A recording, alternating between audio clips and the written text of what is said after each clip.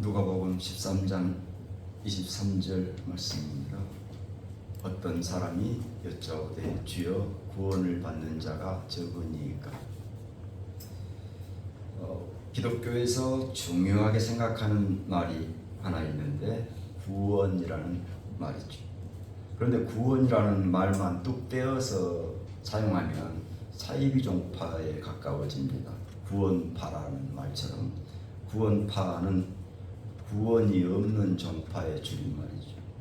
구원이라는 말은 구원을 행하시는 하나님이 중요하고 구원받는 사람의 생활이 중요하고 구원을 사는 공동체가 중요합니다.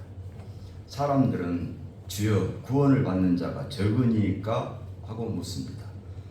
사람들은 구원에 대하여 숫자를 묻습니다. 적습니까? 많습니까? 누가 어떤 사람이 구원받습니까? 몇 명입니까? 주님은 구원받는 사람의 생활을 말씀합니다. 좁은 문으로 들어가기를 힘쓰는 생활을 하라. 누가복음 13장 24절 함께 읽겠습니다. 좁은 문으로 들어가기를 힘쓰라. 내가 너희에게 이르노니 들어가기를 구하여도 못하는 자가 많으니라. 하나님 나라 잔치에 참여하는 생활을 하라고 말씀합니다. 누가복음 13장 29절 읽겠습니다. 사람들이 동서남북으로부터 와서 하나님 나라 잔치에 참여하리니 나중된 자로서 먼저 될 자의 생활을 하라고 말씀합니다. 13장 30절. 보라, 나중된 자로서 먼저 될 자도 있고 먼저 될 자로서 나중될 자도 있느니라 하시다. 먼저 구원받은 교회는 좁은 문으로 들어가기를 힘쓰는 생활을 해야 합니다.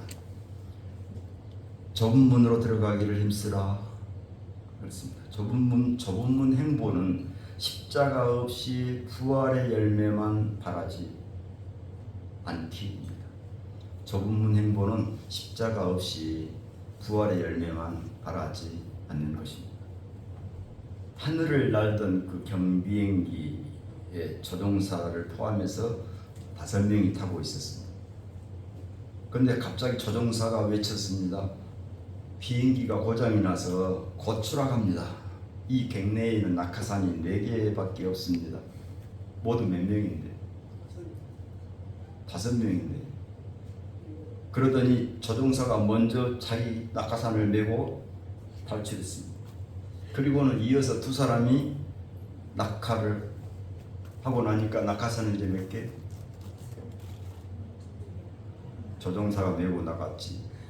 2사람이 메고 나갔지. 그럼 몇 개 남았겠어? 하나 남았고. 이제 남아있는 사람은 2사람. 그 2사람은 청년과 목사님이 남게 되었습니다. 목사님은 청년에게 말했습니다. 예수님은 십자가도 지셨는데 나도 낙하산을 양보하겠습니다. 그러자 청년이 말합니다. 목사님 고맙습니다. 그렇지만 낙하산은 2개 남아있습니다.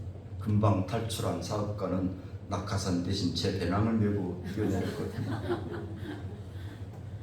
좁은 문 행보는 예수를 믿은 후에 어느 방향을 향해 살 것이냐, 어느 방향으로 나아가느냐, 무엇을 위해 사느냐에 달려 있습니다.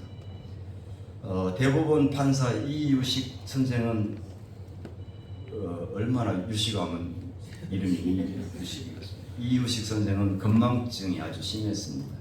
어느 날 기차를 타고 가다가 그 미결 사건에 대해서 생각하고 있었는데 차장이 오더니 차표를 보여달라고 합니다. 호주머니를 아무리 뒤져봐도 차표를 찾을 수가 없습니다. 그러자 차장은 걱정 마십시오. 신분은 확인됐으니까요. 천천히 찾아보십시오. 그때 이유식 판사가 말합니다. 감사합니다. 그러나 지금 내가 승차비를 지불하는 것은 나중 문제고 지금 차표를 잃어버렸으니 내가 어디로 가야 하는지 모르는 것이 문제예요. 좁은 문 행보는 두렵고 떨림으로 이루는 구원입니다. 빌립보서 2장 12절에 항상 복종하여 두렵고 떨림으로 너희 구원을 이루라 말씀합니다. 어느 교회에서 기도회로 모여서 자유기도가 행해지고 있었습니다. 한 이기적인 성도가 큰 소리로 기도하기 시작합니다. 주여 원하오니 나를 채워 주옵소서, 날마다 가득가득 채워 주옵소서 하고 기도하니까 옆에서 듣고 있던 성도가 자기도 기도를 해야 되겠는데 그 이기적인 성도가 아주 큰 소리로 기도하는 바람에 심사가 뒤틀려서 한다는 기도가 오 주여 채워주지 마소서. 저 사람은 채워주지 마소서. 저 사람은 채워줘 봐야 소용이 없습니다. 제가 다 압니다. 교회는 항상 복종하여 두렵고 떨림으로 구원을 이루는 이 좁은 문 행보에 힘쓰는 생활하기를 소망합니다. 아멘. 두 번째, 구원받은 교회는 하나님 나라 잔치에 참여하는 생활을 해야 합니다. 사람들이 동서남북으로부터 와서 하나님의 나라 잔치에 참여하리니, 하나님 나라 잔치는 구원의 잔치입니다. 구원의 잔치에는 기쁨이 있습니다. 이사야 65장 18절입니다. 너희는 내가 창조하는 것으로 말미암아 영원히 기뻐하며 즐거워할지니라. 우리가 참여하는 이 예배 또한 하나님 나라 잔치죠. 어느 교회 예배에서 예배를 드리는데 목사님의 설교가 매우 감동적이었고 그래서 성도들은 기뻐했습니다. 하나님의 말씀에 감동을 받아서 모든 성도들이 감격하는데 한쪽 구석에 앉아있는 한 사람만은 아무런 반응이 없이 무표정하게 앉아있는 것이었습니다. 옆에 앉아있던 권사님이 궁금해서 물어봤습니다. 오늘 목사님의 말씀이 마음에 와닿지 않으시오? 이 사람이 침착하게 말했습니다. 나는 이 교회 성도가 아닙니다. 이 대목에서 웃어야 되거든요. 웃지 않으면 지석교회 교인이 아닙니다. 기쁨으로 참여하는 구원의 잔치인 하나님 나라 잔치에 참여하는 생활이 되시기를 바랍니다. 세 번째, 구원받은 교회는 나중된 자로서 먼저 될 자의 생활을 해야 합니다. 보라, 나중된 자로서 먼저 될 자도 있고 먼저 된 자로서 나중될 자도 있느니라. 나중된 자, 먼저 된 자에 대한 내용은 마태복음 20장에 나오는데요.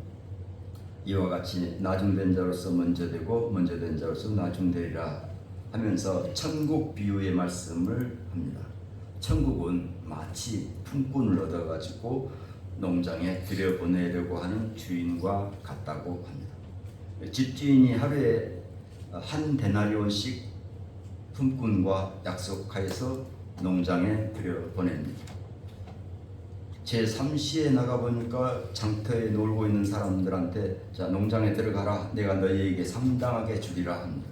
제6시와 제9시와 제11시에도 나가서 그와 같이 합니다. 저물 때 포도원 주인이 그 청지기에게 일꾼들을 불러서 나중 온 자로부터 시작하여 먼저 온 자에게까지 싹쓸 주라. 제일 나중 온 자, 제11시에 온 자들이 한 데나리온씩 받습니다.